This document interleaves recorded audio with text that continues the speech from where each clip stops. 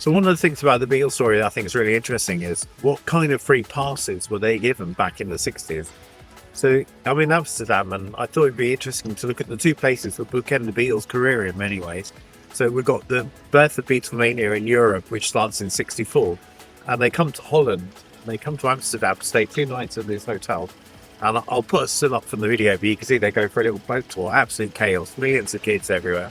You have to look at this footage when you get it. With all these kids like jumping in and out of the water, it must be so dangerous. Horses, cars.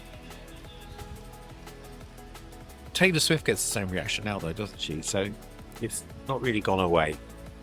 But it's stupid how people risk their lives just to be here. Doelen famously said in the Jan Benner interview with Playboy much later that there's pictures of him with his trousers around his ankles coming out of brothels in the middle of the night in Amsterdam, which he probably did do, knowing John and the guys at the time. The press were with them, the police were with them. No one did anything. No one covered that. And so you've got the kind of hedonistic Beatles of 64, 63, still, kind of enjoying drink, drugs and girls wherever they can get them. I'd love to see that picture of John with his trousers around his ankles. So the other thing that really happened on this trip, which is quite funny, is that you can see in the Pathé News footage kids jumping in the water with the Beatles on the side of the road wearing a cape, and they liked it so much. I go, look, that's cool. So the legend is that Mal jumped in the water, swam to shore, got the cape, and then the Beatles had copies made which they wear on the cover of Help in the film Help. But as George said, they were made of really cheap material, the copies, and they dissolved in the rain when they got to Sydney and Australia. You can see why within a year and a half they've given up this crap, don't want to do it anymore. Why would anyone put themselves through this on a regular basis? It's really interesting. I know someone who used to get on the train with Paul in Rye in Sussex, and he'd just like to get a train and be normal. If people come up to him and try to take a picture, he'd say, don't take a picture, sit down and talk to me. Because I think he's still reacting in his 80s to the chaos that was happening in 64, because that's impossible to live with.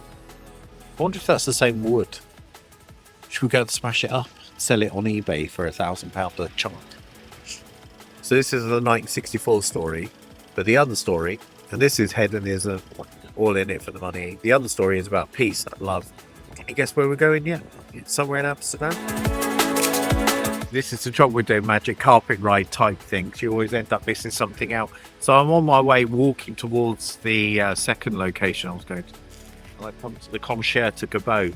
I've written a blog this month about Lewis Cole, the American musician, who was supposed to be playing here last night, but has had to cancel because he was ill. So we're coming next December, which is why I'm in Amsterdam. However, in 1972, on one of his first European tour, Paul and Wing was played at the Concert to Gabot, and of course immortalised it in the song Rock Show. Here we are at the Amsterdam Hilton, immortalised of course in the ballad of John and Yoko. So the story is on March the 20th, 1969, Abbey Road started a couple of weeks before. They started making Abbey Road. Then John jets off to Gibraltar. If you remember, Peter Brown in the song organises it for them to go to this British Principality where they can get married immediately, which is what they do.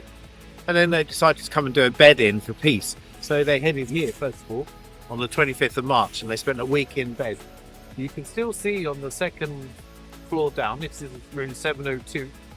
They've still got it written on the windows. I'll show you a close-up in a second. Hairpiece and bedpiece, which is where they spent, and they're waving to people outside. And they spent a week meeting journalists there, promoting world peace. Now, the idea, of course, was they just got married, and the journalists thought that they were going to be having sex in bed.